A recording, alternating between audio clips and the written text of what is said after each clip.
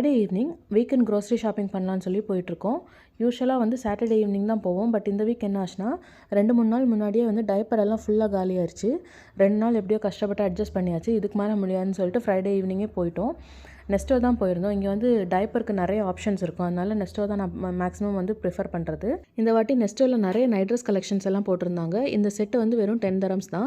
Collections வந்து ரொம்ப நல்லா இருந்தது, குவாலிட்டியும் சூப்பராக இருந்தது. அதில் ஒன்று தூக்கிட்டேன். அடுத்து வந்து இந்த மாவு ஐட்டம் எல்லாம் காலியாக இருந்துச்சு. சரி, ஆப்ப மாவு, தோசை மாவு எல்லாமே எடுக்க வேண்டியது இருந்தது. அதெல்லாத்தையும் எடுத்துட்டோம். நெஸ்டோவில் இந்த மாவு ஐட்டம் எல்லாமே எப்போவுமே வந்து 4 dirhamsக்கு மேலே தான் இருக்கும். நான் இது வரைக்கும் 4 dirhamsக்கு கம்மியாக பார்த்ததில்ல.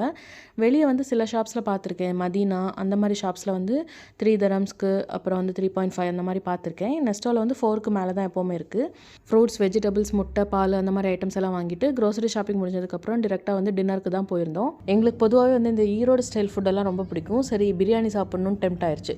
அதனால ஒரு ஈரோடு ஸ்டைல் பிரியாணி, அதுக்கப்புறம் கொங்கு சிக்கன் கிரேவி அப்படின்ட்டு, அதுக்கப்புறம் பன் பரோட்டா ஆர்டர் பண்ணியிருந்தோம். டேஸ்ட் வந்து ரொம்ப நல்லா இருந்தது. ஃபஸ்ட் டைம் போகிறோம், டேஸ்ட் எப்படி இருக்குமோன்னு யோசிச்சுட்டு தான் போனோம். 4 days முன்னாடி வேறு ஒரு ரெஸ்டாரண்ட் போயிருந்தோம். அப்போ வந்து கொத்து பரோட்டா தான். அந்த கொத்து பரோட்டா வேகவே இல்லை, ரொம்ப ராவாக இருந்தது. சரி, இந்த வாட்டி வேறு புதுசாக ட்ரை பண்ணுறோம், எப்படி இருக்குமோ அப்படின்னு நினச்சிட்டு போனோம். பட் செம்மையாக இருந்தது டேஸ்ட்டு. டின்னர்லாம் முடிச்சுட்டு டயர்டாக வந்து தூங்கிட்டு ஃப்ரைடே அப்படியே முடிஞ்சிருச்சு. அதுக்கப்புறம் வந்து சாட்டர்டே காலையில் எழுந்திரிச்சிட்டு அம்மா வந்து இந்தியாவிலேருந்து ஒரு பார்சல் அனுப்பியிருந்தாங்க. அதை தான் ஓப்பன் பண்ணி பார்த்துட்ருக்கோம். ஸ்நாக்ஸ் நிறைய இருந்தது. அப்புறம் பாப்பாவுக்கு எங்களுக்கெல்லாம் கொஞ்சம் ட்ரெஸ் ஐட்டம்ஸு, அப்புறம் வந்து இடியாப்பம் மாவு. எனக்கு வந்து இடியாப்பம் மாவு ஊர்லேருந்து வர மாதிரி வந்து கம்ஃபர்டபுளாக இல்லை. அங்கேருந்து கொடுத்து விடுறது வந்து ரொம்ப நல்லாயிருக்கும். இங்கே நான் இது வரைக்கும் இடியாப்பம் மாவு ஒரு வாட்டி தான் வாங்கினோம் ஸ்டார்டிங்கில். அதுக்கப்புறம் வாங்குறதே இல்லை. அது வந்து மாவாக வாங்கலை, ரெடிமேட் இடியாப்பம் வாங்கினோம். பட் எனக்கு அது பிடிக்கவே இல்லை. சரி, அவசரத்துக்கு அது ஓகே அப்படின்ற மாதிரி இருக்கும். இது வந்து இப்போ இந்தியாவிலேருந்து தான் கண்டினியூஸாக கொடுத்து விட்டுட்ருக்காங்க.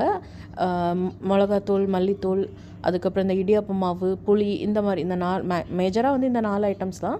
மற்றதெல்லாம் ஓரளவுக்கு இங்கே வாங்கிடுவேன். இந்த 4 ஐட்டம்ஸ் மட்டும் எனக்கு வந்து ஊர்லேருந்து வந்தால் தான் கொஞ்சம் நிறைய குவான்டிட்டியும் இருக்கும், நிறைய நாள் வரும் எனக்கு. அதுக்கப்புறம் ஸ்நாக்ஸ் ஐட்டம்ஸ் எல்லாம் ஓப்பன் பண்ணி, பொண்ணு வந்து வெயிட்டிங்லேயே இருந்தா என்னெல்லாம் இருக்குதுன்னு ஓப்பன் பண்ணி பார்க்குறதுக்காக. அதனால் அடுத்தது வந்து அதை தான் ஓப்பன் பண்ணி பார்த்துட்ருந்தோம்.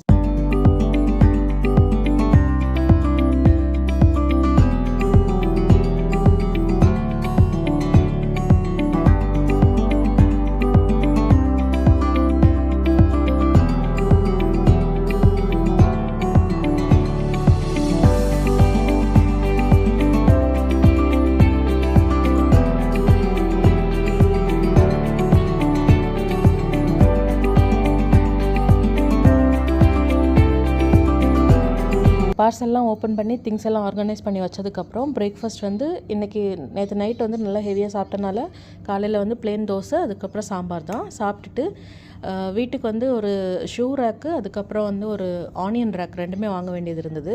சரி, போயிட்டு வந்துடலான்னு சொல்லிட்டு மதியானம் கிளம்பி போயிட்டுருக்கோம்.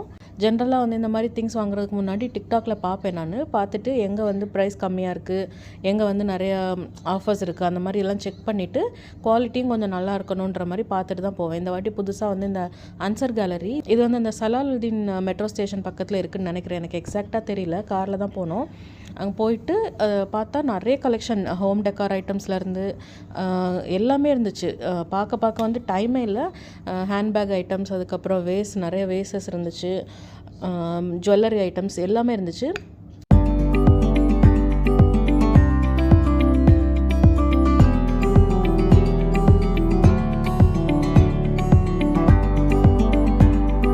நாங்கள் வந்து சும்மா லைட்டாக சுற்றி பார்த்துட்டு அது நம்ம வாங்க போன ஐட்டமை தான் தேடிட்டு இருந்தோம்.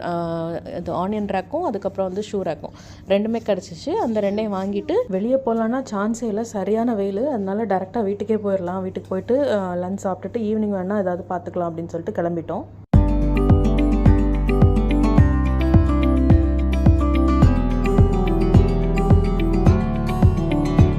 வீட்டுக்கு வந்தோடனே ஃபஸ்ட்டு வேலையை ஷூ ரேக் செட் பண்ணிடலாம்னு நினச்சோம். ஏன்னா ஆல்ரெடி வந்து ஃபுல்லாக அந்த இடமே வந்து மெஸ்ஸியாக இருந்தது.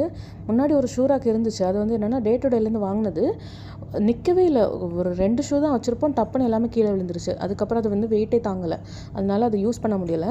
இப்போ வந்து உட்டனில் வந்து ஒன்று வாங்கியிருக்கோம். அதை சரி வச்சிடலாம் ஃபஸ்ட்டு, அந்த இடம் வந்து ஒரு மாதிரி இருந்ததுன்னு சொல்லிட்டு செட் பண்ணிவிட்டு வச்சு பார்த்தா கரெக்டாக அந்த இடத்துல வந்து கரெக்டாக ஃபிக்ஸ் ஆயிடுச்சு.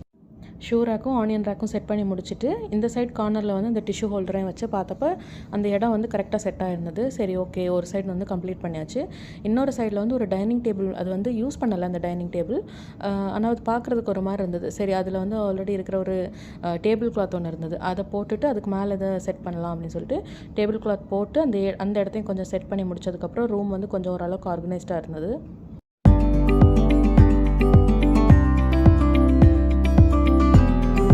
ஆல்மோஸ்ட் எல்லா வேலையும் முடிஞ்சது. இன்றைக்கி டின்னருக்கு ஒரட்டி பீஃப் குழம்பு தான் பண்ணியிருந்தேன். பீஃப் குழம்பு ஒரட்டியும் சரியான காம்பினேஷன். கன்னியாகுமரி அதுக்கப்புறம் வந்து கேரளாவில் உள்ளவங்களுக்கு வந்து இந்த காம்பினேஷன் பற்றி தெரியும். மற்ற டிஸ்ட்ரிக்ட்லேருந்து, தமிழ்நாட்டில் மற்ற டிஸ்ட்ரிக்ட்லேருந்து பார்த்துட்ருக்கீங்கன்னா யாராவது இந்த ஒரட்டி அண்ட் பீஃப் குழம்பு காம்பினேஷன் ட்ரை பண்ணியிருக்கீங்கன்னா மறக்காமல் கமெண்ட்டில் சொல்லுங்கள். விளாக் வந்து ரொம்ப லெங்க்தியாக போயிட்டுருக்கு. சரி, நெக்ஸ்ட் விளாகில் மீட் பண்ணலாம். இந்த வீடியோ உங்களுக்கு பிடிச்சிருந்தா மறக்காமல் சப்ஸ்கிரைப் பண்ணுங்கள். தேங்க்ஸ் ஃபார் வாட்சிங்.